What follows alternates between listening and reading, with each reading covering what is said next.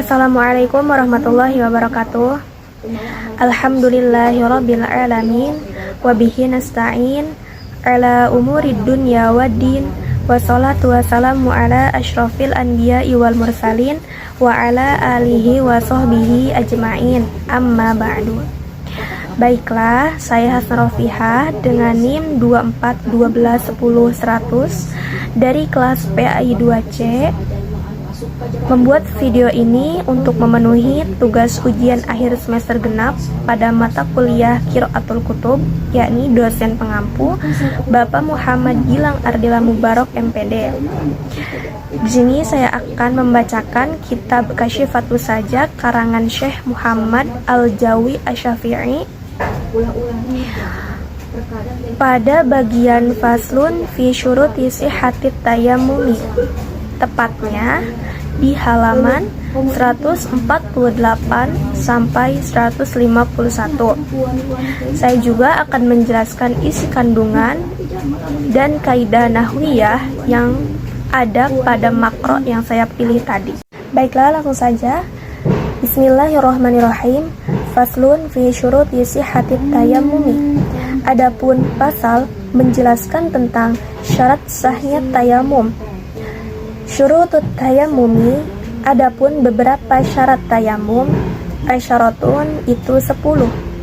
Ayyakuna, hendaknya bukti tayamum, biturobin dengan tanah atau debu, wa ayyakuna, dan hendaknya bukti apa at-turoba, tanah atau debu, tohiron itu suci, wa alla yakuna, dan hendaknya tidak bukti itu turob mustakmalan itu mustakmal atau bekas pakai, wa alla yukhalituhu, dan hendaknya tidak mencampuri turab apa dakikun tepung, wa nahwuhu, dan seumpamanya dakik, wa ayyaqsidahu, dan hendaknya bermaksud atau berniat tayamum, wa ayyamsaha, dan hendaknya mengusap seseorang wajhahu, pada wajah seseorang, wa yadaihi, dan kedua tangan seseorang, bidharbataini, dengan dua pukulan atau dua usapan, wa ayyuzilan najasata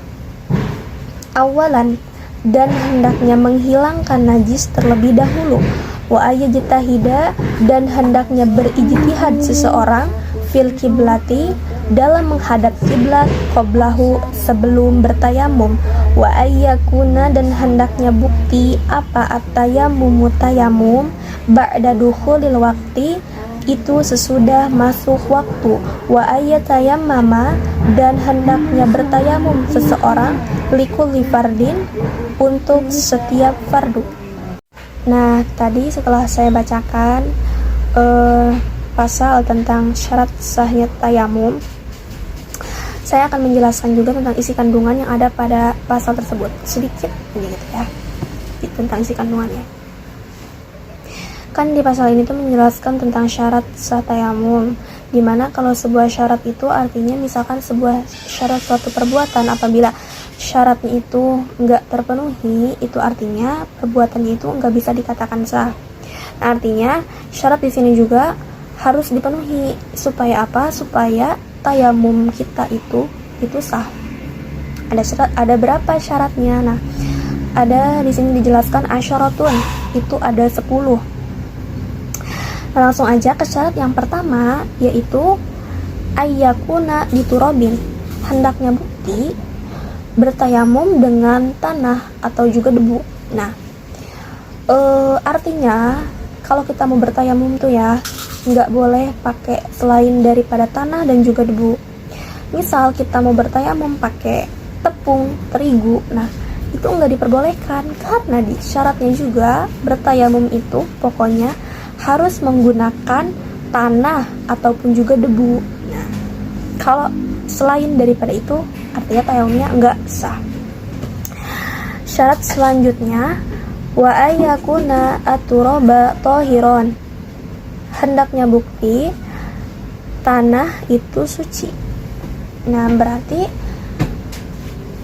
kalau misalkan nih kita mau bertayamum menggunakan tanah, nah si tanah yang kita ambil itu ternyata ada kotoran kucingnya atau kotoran ayam atau najis lainnya, pokoknya nggak suci aja. Nah itu berarti nggak bisa dipakai buat tayamum. Nah artinya kalau kita mau bertayamum itu emang harus benar-benar hati-hati dalam mengambil tanahnya itu juga, karena harus yang benar-benar tanah yang benar-benar bersih gitu. Kalau ini tuh bahkan harus disaring dulu si tanahnya supaya benar-benar bersih. Nah kalau kita juga mau bertayamum nih dengan debu, nah masyhurnya pernah dijelaskan gitu ya, katanya kalau mau mendapati debu yang suci itu biasanya bisa kita dapatkan di debu-debu yang ada di jendela rumah. Nah ya pokoknya jendela. Nah itu tuh debunya tuh biasanya suci dan artinya bisa dipakai buat bertayamum. Nah kalau kita bertayamum menggunakan tanah ataupun debu yang suci, itu tayamum kita sah. Selanjutnya wa alla yakuna musta'malan, dan tidak terbukti tanahnya itu yang mustakmal atau bekas pakai. Nah artinya si tanahnya itu nggak boleh yang bekas pakai. Misal kita udah menggunakan nih tanah ini bekas tayamum di waktu zuhur dan itu tanahnya masih ada. Nah ketika waktu asar kita mau bertayamum lagi, kita menggunakan tanah itu lagi. Nah itu tuh tidak diperbolehkan. Artinya kan itu tuh udah bekas pakai, jadi udah nggak bisa dipakai lagi buat bertayamum selanjutnya. Bahkan tanah yang udah dipakai bekas mengusap wajah aja itu udah nggak bisa dipakai buat mengusap tangan, meskipun itu masih dalam satuan tayamum ya, tapi nggak bisa. Nah artinya harus emang yang baru dan nggak boleh yang mustakmal. Syarat selanjutnya yaitu wa alla yukhalituhu daqiqun wa nahwuhu, dan tidak mencampuri pada tanah apa tepung dan juga seumpamanya tepung. Misalnya kita bertayamum tapi tanahnya itu tercampur oleh tepung ataupun seumpamanya. Nah itu tuh khawatir ya, para ulama mengkhawatirkan kenapa tidak diperbolehkannya, karena kan tayamum itu artinya kan kita bisa dikatakan juga ya sebagai pengganti wudhu. Nah tayamum kan menggunakan menggunakan debu dan juga tanah ataupun tanah. Nah artinya si tanah dan debu itu juga harus emang benar-benar menempel ke kulit kita. Nah jangan ada yang menghalangi. Kalau misalkan tercampur tepung atau sejenisnya, itu dikhawatirkan yang menempel pada kulit kita itu bukannya tanah atau debu, tapi malah tepung tersebut, jadi menghalangi. Nah itu makanya tidak diperbolehkan itu, karena dikhawatirkan seperti itu. Jadi kalau misalkan bertayamum itu si tanahnya harus benar-benar yang kholis atau yang murni, jangan kecampur apa-apa lagi seperti tepung ataupun sejenisnya. Nah syarat selanjutnya wa ayaksidahu, dan hendaknya berniat atau bermaksud untuk bertayamum. Nah jadi kalau emang kita mau bertayamum tuh ya harus emang benar-benar diniatkan. Nggak boleh misalkan kita lagi di jalan, lagi naik motor, terus tiba-tiba kan banyak tuh ya tanah ataupun debu yang berterbangan gitu ya ke muka kita.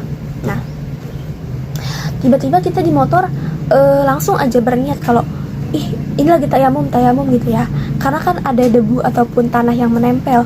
Nah itu tuh nggak boleh, karena emang kalau mau bertayamum tuh dari sebelumnya si tanahnya juga harus udah diniatkan bahwa ini tuh untuk bertayamum. Nggak boleh tidak disengaja kayak tadi lagi di motor, atau ya seperti lagi di motor terus ada tanah ataupun debu yang berterbangan ke wajah kita, terus tiba-tiba kita diniatkan untuk bertayamum gitu ngedadak. Nah itu nggak sah kayak gitu tuh. Nah, syarat selanjutnya wa ayyamsah wajhahu wa yadayhi bi turbataini, dan hendaknya mengusap pada wajah seseorang dan tangan seseorang dengan 2 pukulan atau dorbat dengan 2 pukulan. Nah artinya 2 pukulan itu, dorbatain itu diartikan sebagai ayat naklataini, yaitu 2 kali memindahkan. Nah memindahkan di sini tuh misalkan kita nih udah memindahkan tanah dari sini kan gini, terus pindah ke sini. Nah itu berarti satu, itu untuk mengusap wajah. Terus kita ngambil lagi tanah, nah dipindahkan lagi ke sini. Nah itu perpindahan yang kedua, itu untuk mengusap tangan. Nah, itu artinya di dorbatain itu seperti itu. Nah syarat selanjutnya yaitu ayuzira najasata, kita harus menghilangkan najis terlebih dahulu, awalan terlebih dahulu. Nah jadi kalau kita mau bertayamum nih, kita harus membersihkan diri kita terlebih dahulu. Misal di badan kita itu atau di tangan kita nih ada tai ayamnya, nah kita harus dibersihkan dulu si kotoran itu tuh.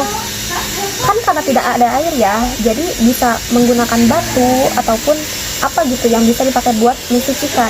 Nah kita dihilangkan dulu. Setelah emang benar-benar bersih, hilang si kotorannya, baru kita bisa bertayamum. Nah selanjutnya wa ayyajtahida fil qiblati qablahu, hendaknya berijtihad seseorang dalam menghadap kiblat sebelum bertayamum. Jadi kita kalau bertayamum tuh harus menghadap kiblat. Misal kita nggak tahu kiblatnya di mana, ya setidaknya kita berusaha dulu mencari tahu, entah itu dari misalkan melihat arah matahari ataupun bagaimana. Nah kita intinya harus benar-benar berijtihad dulu, berusaha meyakinkan mencari kiblat tersebut di mana. Meskipun salah itu nggak apa-apa, yang penting kita udah berijtihad. Nah syarat selanjutnya itu wa ayyakuna at-tayammuma ba'da dukhulil waqti, hendaknya bukti bahwa tayamum itu sesudah masuk waktu.